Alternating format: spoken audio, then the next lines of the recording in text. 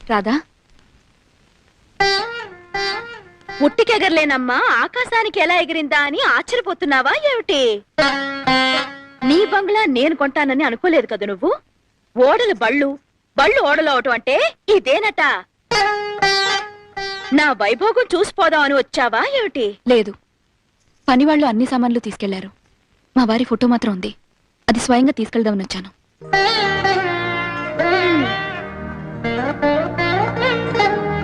మీనా, ఉన్నదానిలో తృప్తిగా బ్రతుకొని నీతులు చెప్పావుగా. ఇప్పుడు ఉన్నదాన్నే అయ్యాను.